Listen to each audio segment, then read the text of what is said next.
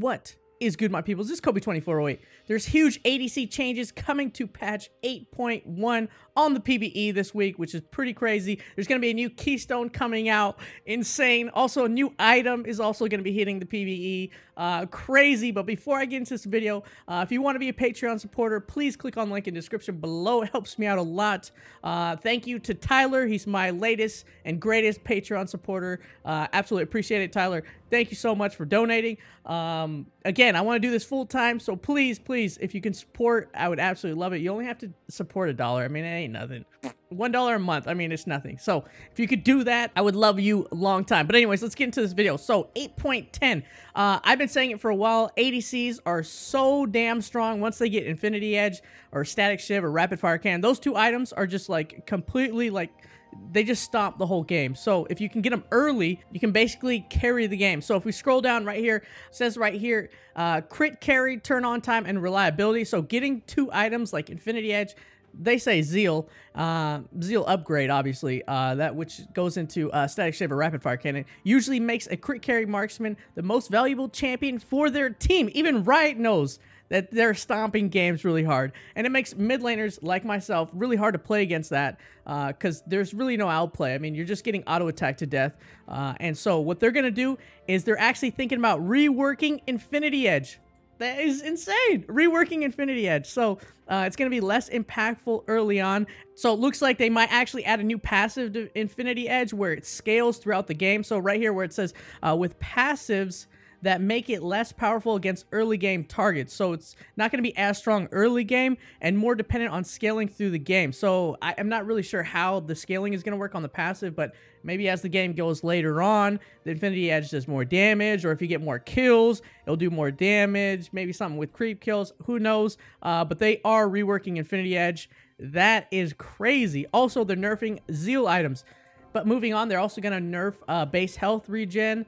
And then they're also nerfing Fleet Footwork. Moving on, here we have reworking Essence Reaver to function as a standalone item, which is crazy. So Essence Reaver is getting reworked. I remember when they put Essence Reaver in the game and everybody's like, what is this crazy item? But now they're reworking it so it can be a standalone item. They're thinking about getting rid of maybe the crit part of Essence Reaver. That's what it says right here. Dependency on crit. So without a dependency on crit. So this would be a lot better on Jhin, even though Jhin enjoys having crit, you know, because you want to crit somebody for like 700 damage. So that is what's going on with Essence Reaver. They're going to add a new BF upgrade, Stormrazor.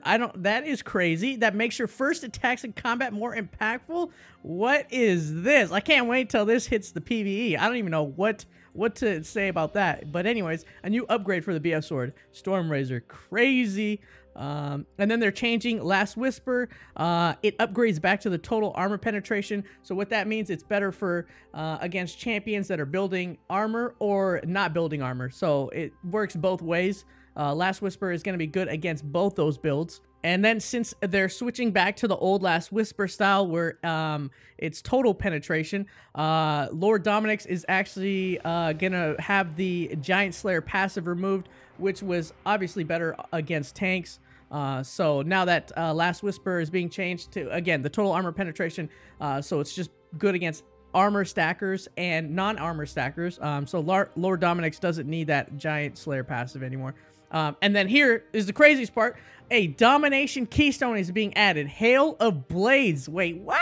With the similar goals as Stormrazor. So Stormrazor's up here, that new BF upgrade that makes your first attacks in combat more impactful. So Hail of Blades is going to be like similar. So like the next 3 auto attacks will do, I don't know, a certain amount of AD. Is that how Stormrazor is going to work too? So you'd stack Hail of Blades and Stormrazor? So take that Keystone with that item. Is that going to be the new like ADC build? And then what they're doing is they're buffing Blade of Ruin King, and that's going to allow Vayne to come back in the meta because Blade of Ruin King is such a core item on her. And then they're going to buff Bloodthirster. Interesting. Very interesting. Then they're going to do some base AD adjustments on a bunch of marksmen. Obviously, it's going to hurt some people in the early game.